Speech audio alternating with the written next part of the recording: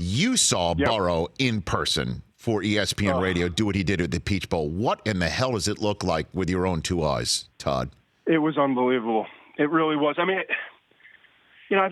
I was there for Vince Young against USC, just kind of taking over the game, and I've been fortunate enough to see a lot of great performances.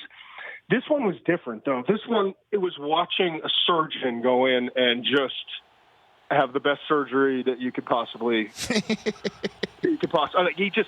And I know he got protection, and I know that his receivers, Justin Jefferson for starters, making contested catches, 3 of them for touchdowns. I've never seen a quarterback live more poised, more comfortable, and more just in his own skin and understanding exactly where he needed to go with the ball and what he was reading, and more precise than he was. It was remarkable. So we had him live last year, and I thought he was a pretty good player. I thought he was, maybe a mid-round pick. And then this year it's been completely different studying all the tape and then watching him live. It was watching the game actually slow down. He made the game slow down for me, which is hard to say. Wow. I've watched enough tape where it's pretty slow for me. He made the game slow down for me because of how comfortable he was in the pocket and how informed he was about what he was reading. It really was a special performance watching him against Oklahoma, and I get it. Oklahoma is not a great defense. They've had struggles all year long. But it doesn't – even in 7-on-7, to watch someone that precise and that in control, really impressive. Well, look, we could sit here and parse anything, especially the Oklahoma defense. But the throws he was making, Todd, he's throwing back shoulder. He's high pointing to the right, high point guys. He's leading the right guys. He's also keeping his head up as he's leaving the pocket. It really was amazing. So that said, and Rich, the other thing too is he got whacked on I think it was a second down, and let's call it a 2nd and 8. I forget what it was.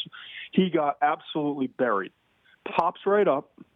And then the next throw is from inside the pocket. I'm in the end zone watching him. He's throwing towards me.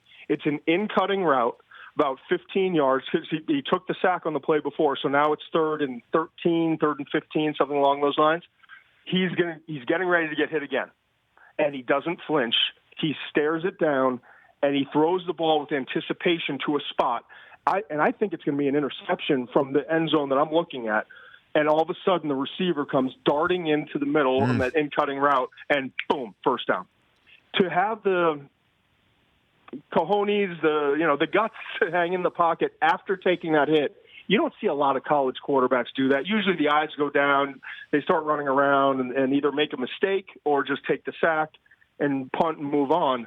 He hung in there and threw for a first down, and that's kind of the difference between him and most college quarterbacks that I watch and evaluate. Todd McShay here on the Rich Eisen Show from the Worldwide Leader. So you know as well as I do whether it's going to be somebody who's hoping he doesn't go number 1 overall, so he drops, or the over parsing, the over hand wringing that usually does happen because the talent evaluation portion of our calendar is way too long. What's going to be what's going to be in the knock? What's going to be the knock we hear around March, April? Is it going to be like he doesn't have the strongest arm in the world? Okay. What about the idea of like where did he come from? Why to go from one year to this? Could it be a flash in the pan? We're going to hear that sort of stuff. You too? If he doesn't have a Joe Brady with him and doesn't have the right coaching, maybe he's going to be the guy that we saw a year ago. But they didn't let him play last year. That was the difference. LSU did what LSU has done for the past 2 decades last year and ran the football and didn't know what they wanted to be offensively. He had just arrived from Ohio State after 3 years and was developing into a leader and trying to figure out how to beat the guy.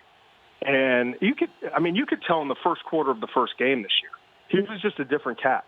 He came in with confidence. He knew who he wanted to be.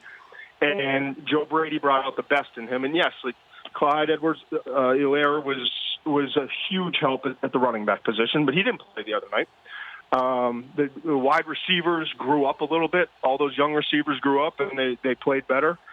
But it really, to me, was him developing and figuring out who he is and what he wants to be, and being in an offensive system that was more like what he played in high school and more like the one that he had learned for a few years at Ohio State. And then he took kind of a year sabbatical to become the leader and become the guy. And then Joe Brady came in and turned Burrow into Burrow. And it took me a while. It was 4 or 5 games into the year where I finally gave in. But he's the best quarterback that's eligible in this year's class. We'll see what Tua Tagovailoa is going to announce on Monday. I'm hearing both sides, but I think there's a much better chance of him going back to school than I ever would have thought. Oh, wow. But regardless, I think Joe Burrow is going to be the number 1 overall pick, and he's going to be the first quarterback taken. For more of The Rich Eisen Show, tune to Audience Channel 239 on DirecTV for free on BR Live or download the Rich Eisen Show app.